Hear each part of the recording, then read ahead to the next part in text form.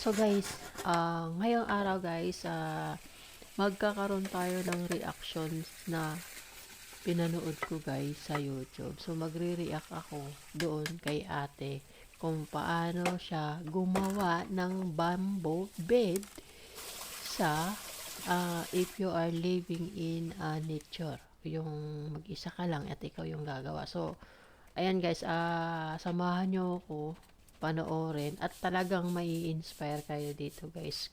Kasi ako hindi ko kayang gawin yun. Saludo talaga ako kay ate. Napakagaling niya talaga guys. Magkakaroon talaga kayo dito ng kaalaman at saka matututunan nyo kung paano gumawa. Sabi mo, madali lang pero talagang pag ikaw na yung gumawa, mahirapan ka talaga. So, panoorin natin guys kung gusto nyo matutunan gumawa ng yung sarili nyong bed. So, ayan nga guys, nililinis na ni ate yung kwarto niya na paglalagyan niya ng bed ito. At sinusukat niya na nga kung gaano ka haba yung ilalagay niya dyan na kama. Dito niya ilalagay yung gagawin niyang homemade bed, bamboo bed. Ayan guys, napakaganda talaga ng bahay ni ate. Grabe, in the middle of forest. Diyan siya nakatira. Ayun nga guys, kumuha na siya ng mga, anong tawag dito?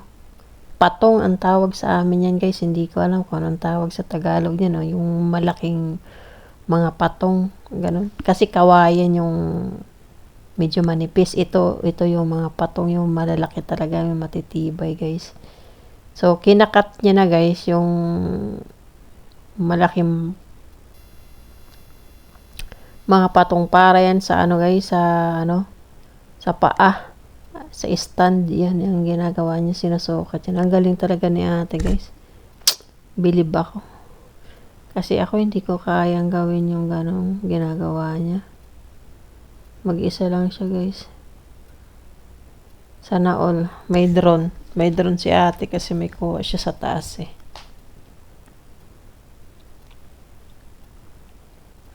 O diba guys? Watch and learn guys. Kayo kaya nyo bang tumira dito sa lugar na to na mag-isa ka lang? Yung ganitong klaseng bahay guys, tatagal kaya yan sa Pilipinas.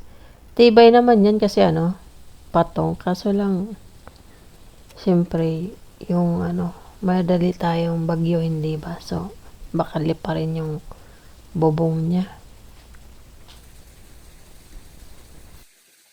Guys, tingnan nyo guys yung ginagawa ni ate. Ito na yung ilalagay niya na yung yung mga parang ba tawag dito. Yan yung binubutasan niya para ipapasok na lang dyan yung parang pinaka base ba nung base nung higaan nung bed. Yan. Kung makikita nyo, ang galing ng diskarte niya, diba? So, sana may matutunan din kayo kasi ako may natutunan ako dito sa panonood kay ate. Meron pa akong ipopost dito guys sa yung bahay naman pero ito muna tayo guys kasi na-inspire ako dito. Ano to si ate? Taga Vietnam Vietnam ito. Parang kalahi din natin kasi sa kulay niya parang Pilipino din. So, na-inspire lang ako guys na i-share yung video niya. Sana hindi ako makopyright ni bossing kasi reaction naman to. So, I try my best na hindi tayo makopyright. So, kasi reaction naman to guys eh. So, yan. Tignan nyo naman guys yung ginagawa niya binubutasan niya. Ganun lang. Alam mo, pag titingnan mo lang, manunood ka lang, akala mo napakasimple lang guys eh. Napakadali lang. Pero, I'm sure, kung wala kang alam, mahirapan ka dyan. Sa kanya kasi, siguro sanay na siyang gumawa ng ganyan. Kaya napakadali na lang sa kanya yung gano'n eh. Kung wala kang alam, naku po, Diyos ko. Baka hindi ka makapagpatayo ng isang upuan man lang. Company, business company, mga furniture. Iyaman to si ate. Ang galing guys. Hindi ano yan. Ordinaryong talent yung ginagawa niya. Napakahirap kaya gawin yan guys. Ang galing niya. Para sa kanya, simpleng-simple lang gawin. Napakagaling talaga ni Lord, no? Pagbigay ng mga talent sa human being. Kaso lang, nung nagbigay si Lord ng mga talent, natutulog siguro ako. Kaya, wala akong talent. Height lang. Tumangkad ng walang, kayang purpose na matangkad na, no? Ayan, bakit?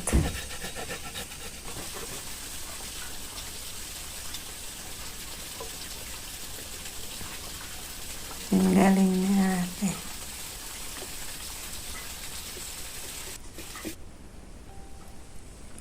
Matagal to guys, yung paggawa. So, i-pass forward natin yung ginagawa ni ate para mabilis tayo. Ang galing nyo, may mga design pa siya guys na nilalagay para doon sa sa kama. Ang galing niya. Very good. Tagal pa to. Tingnan natin. Pinagputol-putol niya na guys yung mga patong. Kaya lalagay niya yun sa gilid ng ng bed para mayroon siyang cover. Nilalagyan niya ng design. Talented talaga si ate. Napaka-talented.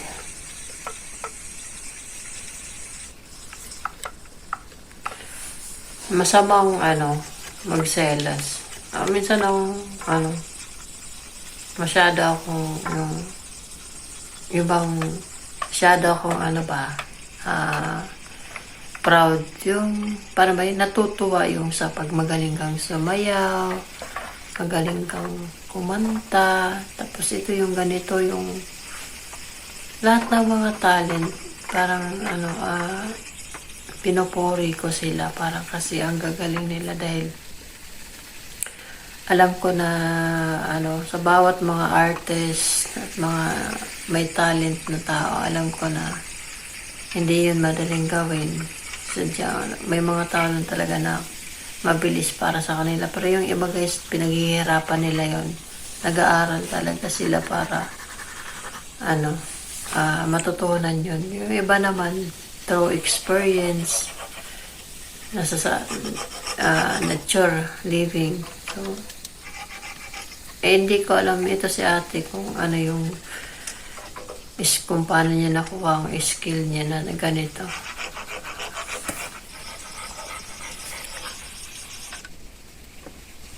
So, ayan na guys. Oo, nakita nyo na. Naikabit niya na yung mga parang pinakapapag. Oh, nakita niyo na yung design niya guys. So, may design pa si ate. What amazing! Alas 2 na ng madaling araw dito guys. So, isipin nyo naman yan guys ha. Diba, ganun ako ka-hardworking. O, diba? Tapos magtrabaho pa dito sa kay bossing. Ang galing niya talaga guys. Gawa kaya ako ng sarili kong bed, ganyan lang, no? Hindi na ako bibili. Sana all. I'm so amazed. May flower pa siya.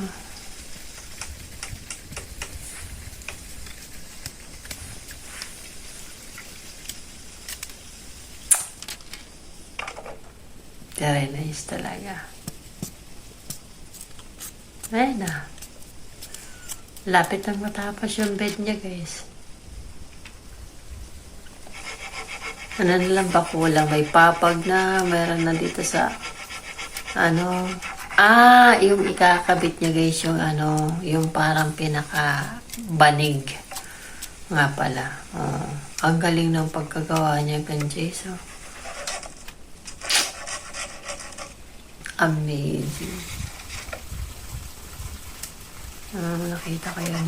Gagawa siya ng pinakabanig tapos ano.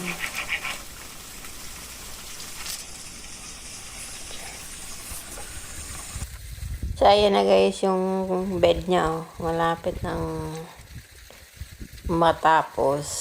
Konti na lang.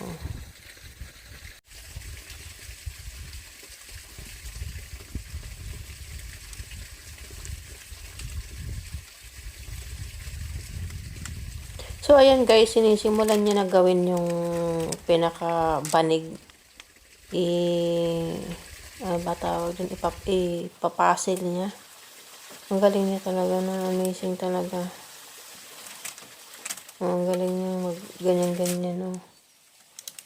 Parang gagawa siya ng banig na ano. Tawag yung hasa. Ano ba yun yung ginagawa? Nilalagay din, pwede din tong gawin sa wall, eh. Pwede din siyang pandingding. Pero ito, ilalagay niya yun sa kamay. Yun naman yung ginawa niya, oh. Diba? May design pa talaga yung pagkagawa niya. Kung makikita niyo naman, diba? XX. XXX. Find the X. Ito lang sa lahat ng X ang maganda, ang design. Ang galing niya.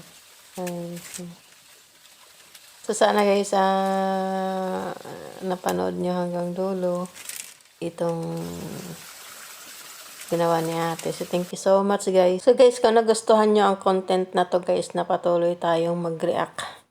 Gumawa ako ng ganitong content. Follow me guys, and please like and comment dyan sa baba para malaman ko na nagustuhan nyo ang video na to. So, thank you so much guys.